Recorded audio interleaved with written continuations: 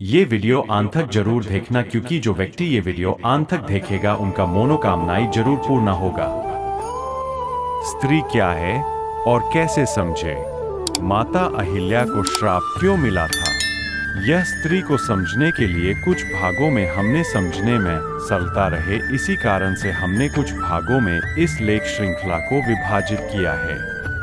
माता अहिल्या को कौन नहीं जानता? जो लोगों ने रामायण पढ़ी है अथवा सुनी है या देखी है, वह माता अहिल्या को अवश्य जानते हैं, जो गौतम ऋषि की पत्नी थी।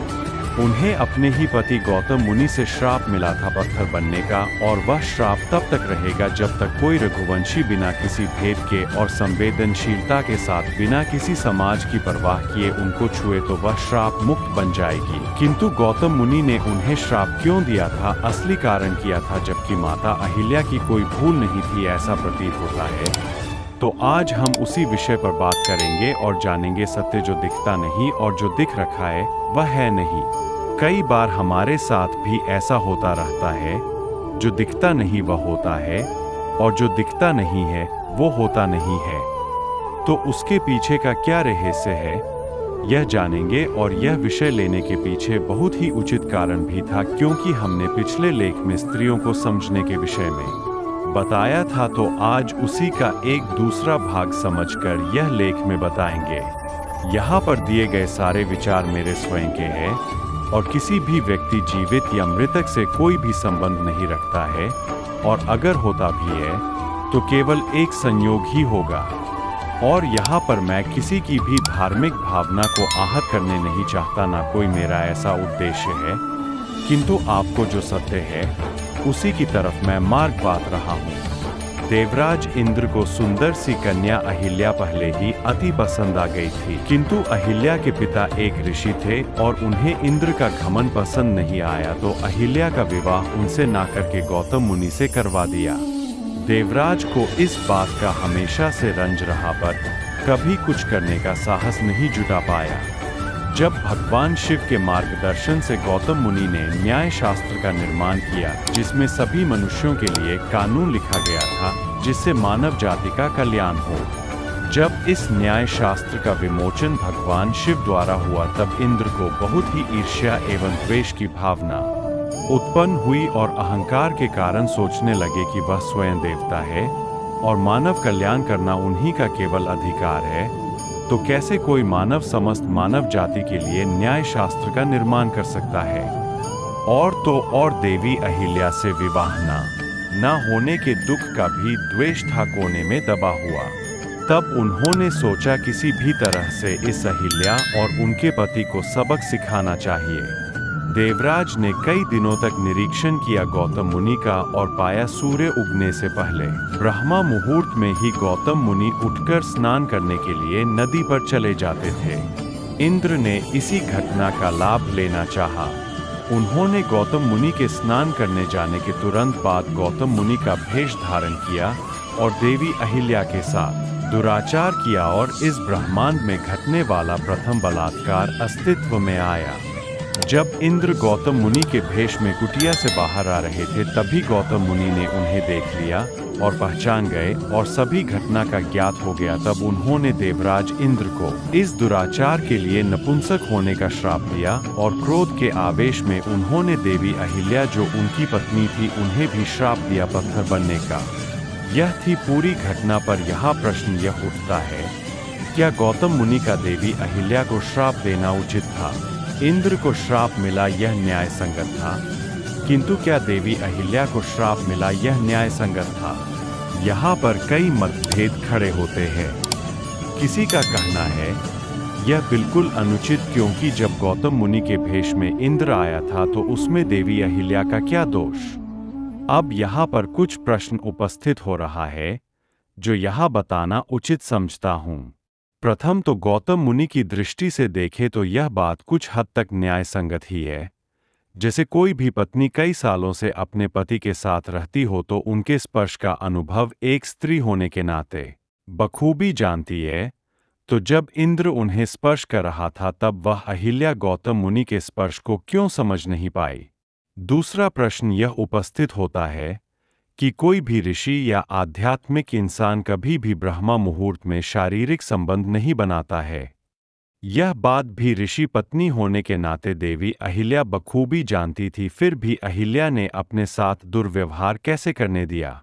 यह तो प्रश्न आप बहुत ही उपयुक्त और न्याय संगत है। अगर आपसे अपनी पत्नी अत्यंत प्रेम करती है तो वह आपके स्पर्श से ही आपको पहचान सकती है। यह 100% सत्य है।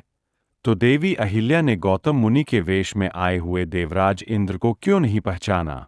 देवी अहिल्या तो ऋषि पत्नी थी, तो उन्हें नीति नियम जो गौतम मुनि ने बनाए थे उसमें उनका भी हाथ था। इसका अर्थ यह हुआ कि स्वयं ने भी निर्णय लिए थे, उन्हीं का पालन स्वयं ने नहीं किया।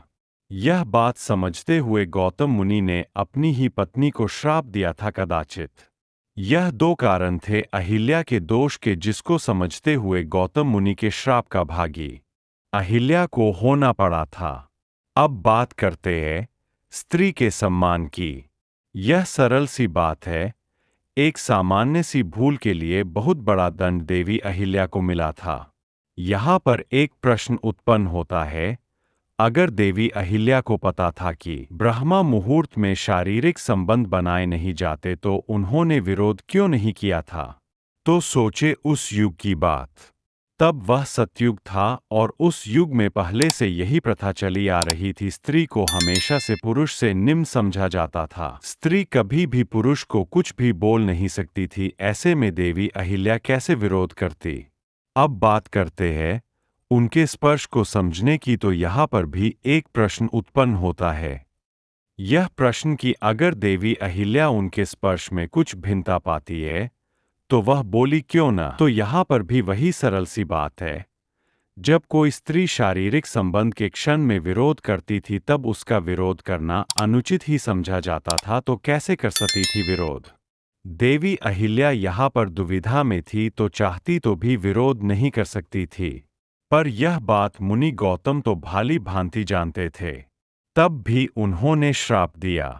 वह श्राप केवल अपने अहंकार की पुष्टि करने के लिए दिया गया था।